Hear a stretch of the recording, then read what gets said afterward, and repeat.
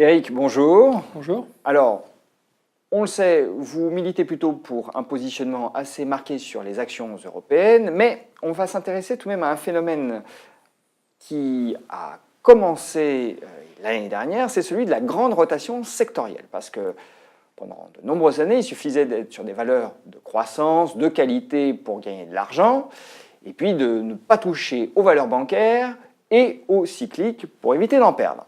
Là, maintenant, ça a l'air d'être l'inverse. Alors, est-ce que c'est un phénomène transitoire ou pas? Vous dites, on n'en est qu'au début, finalement, de cette grande rotation. Oui, je pense. En fait, il faut revenir 10 ans en arrière et voir ce qui s'était passé. 10 ans en arrière, globalement, c'est 2008, enfin, la crise financière, Lehman Brothers. 2008, on a un quasi-effondrement du système financier avec des banques qui font faillite, notamment aux États-Unis, qui sont rachetées, des assurances, etc. Puis 2009, c'est une récession. C'est la seule récession, d'ailleurs, qu'on a eue réellement dans le monde, croissance mondiale, depuis des décennies. Donc, deux conséquences. Les profits des banques s'écroulent, et puis une réglementation drastique qui vient par-dessus. Et puis, pour les cycliques, évidemment, des profits qui s'effondrent et qui ont du mal à retrouver le niveau d'avant-crise 2007. Donc, ça veut dire pendant quelques années, on a évidemment des profits qui sont plus au rendez-vous, et pour les banques, et de très loin, et pour les valeurs cycliques. Dans le même temps, les valeurs de consommation durable, les pharmacies, etc., continuent à avoir une croissance qui n'est pas mirifique, mais n'ont pas cet accident. Donc on a un écart de performance qui est justifié, effondrement des profits pour les uns, stagnation, voire légère hausse pour les autres. Donc on a un écart de performance qui est notable. Là, il y a un facteur technique qui vient à ce moment-là. On crée beaucoup de fonds basés sur ce concept de valeur dite, alors on peut les appeler forte visibilité, valeur de croissance. Une sorte d'opportunisme marketing. Oui, parce qu'effectivement, ça vient de marcher. On considère qu'on est toujours dans une crise durable et donc que les valeurs à forte visibilité vont surperformer. Donc vous avez des flux qui viennent se porter sur ces valeurs-là. Et c'était le bon pari d'ailleurs. C'était le bon pari, ça l'a été pendant 10 ans. Et c'est d'autant plus payant qu'à un moment donné, quand vous avez des valeurs qui n'ont pas d'accident de parcours, qui ont une croissance même faible, mais une croissance régulière, elles sont assimilées finalement à des quasi-obligations. C'est des proxys obligataires. Or, on était récemment dans un grand cycle obligataire. Dans un énorme cycle de baisse des taux qui, là, dure depuis 30 ans. Donc il s'est accentué au cours des 10 dernières années, mais ça fait 30 ans de baisse des taux. Et les 10 dernières années, c'est 10 ans d'effondrement des taux. Donc si vous avez évidemment le marché obligataire en profite, toutes les valeurs qui sont peu ou prou assimilées à des valeurs obligataires en profitent. Ce qui n'est pas le cas des valeurs cycliques ou financières qui ont une volatilité dans leurs bénéfices. Bon, à part que, mi-2016, il y a un signal comme quoi la grande baisse des taux, c'est fini. Voilà. Et le signal, ce sont les banques centrales qui le donnent. C'est les banques centrales qui l'ont donné. Alors, certains ont voulu dire c'est parce que Trump a été élu, c'est pas vrai. C'est un prétexte. C'est un prétexte. Regardez ce qui s'est passé. L'emprunt 10 ans américain avait commencé à remonter avant l'élection de Trump. Les banques centrales nous disent attention, on va commencer à arrêter d'être aussi accommodant. On ne va pas être agressif. Voilà, on n'aura pas une politique agressive, mais on sera moins accommodant. Donc le signal de de toute façon les taux étaient à zéro, voire négatif. Oui, c'est difficile d'être plus accommodant. C'est compliqué. Voilà, donc, et ce signal-là, c'est ce qui a été très porteur pour les obligations, et donc pour les valeurs assimilées à des obligations. On appelle les proxy bonds. Voilà, va l'être un peu moins. Dans le même temps, vous avez quand même une croissance mondiale qui se tient, donc des profits qui rebondissent un petit peu pour les valeurs cycliques. Et puis vous avez cette quantification des taux qui est favorable aux valeurs bancaires. Les banques, c'est dramatique des taux négatifs. De toute manière, rien que leur dépôt à la Banque centrale européenne leur coûte. Quand on commence à anticiper un retournement en matière de politique monétaire, on a un effet de levier immédiat sur les profits. Un effet de levier assez évident. En plus, la réglementation, on voit qu'elle arrête de se durcir, on va dire.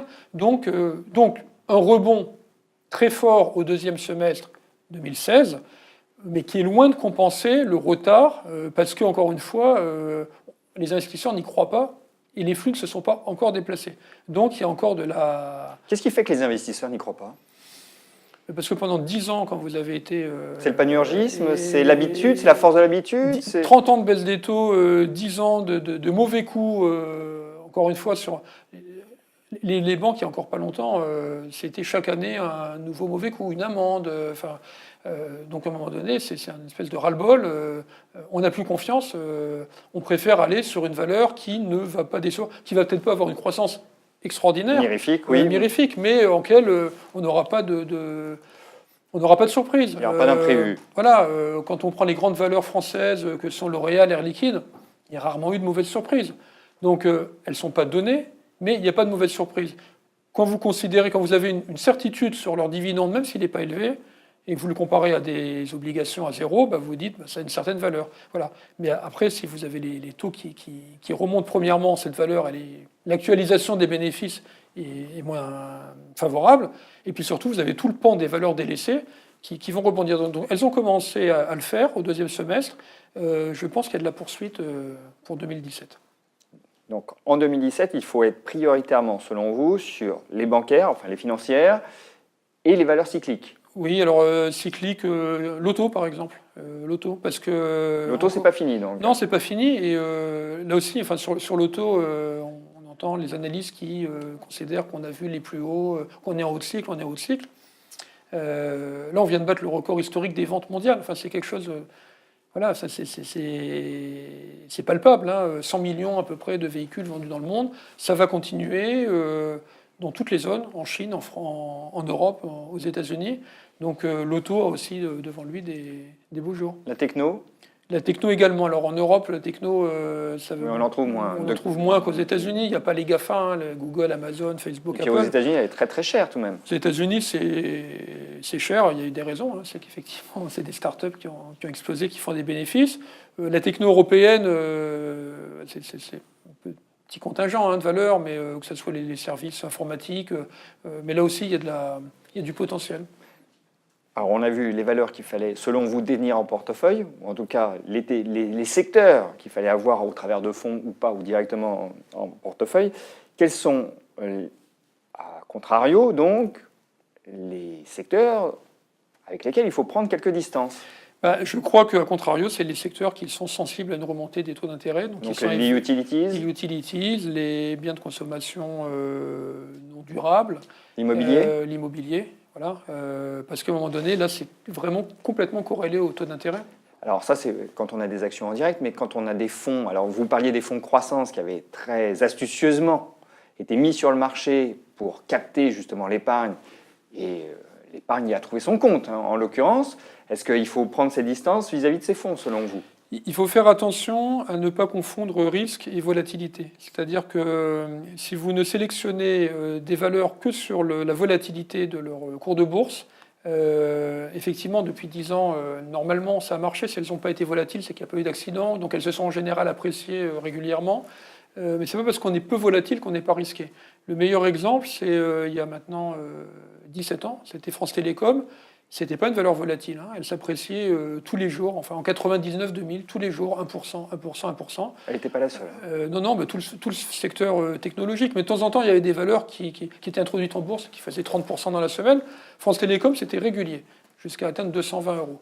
Et puis un jour, il y a eu un effondrement. Donc c'est pas parce qu'on n'est pas volatile qu'on n'est pas risqué. Donc attention à cette assimilation entre la volatilité et le risque. Alors du coup, est-ce qu'il faut réduire ses positions sur les fonds croissance visibles? Moi, je pense qu'avoir la totalité de ces investissements sur des fonds, sur des valeurs dites peu volatiles, c'est risqué. Voilà. Ça paraît pas... ça semble contre-intuitif. C'est contre-intuitif, mais voilà, c'est risqué parce qu'on peut avoir à un moment donné, effectivement, une sensibilité à la remontée des taux qui fait que ces valeurs, sans décevoir spécialement, mais ne vont plus être évaluées de la même manière. Donc attention. Voilà. Alors après, je ne vous dis pas non plus de mettre 100% sur les banques et l'auto, mais je crois qu'il y a aujourd'hui, dans les portefeuilles des institutionnels, il y a eu beaucoup trop de place sur les valeurs, à juste titre pendant 10 ans, mais à un moment donné, il faut savoir capter cette rotation, qui a été violente au deuxième semestre 2016, qui n'est pas forcément finie. Eric, merci. Merci.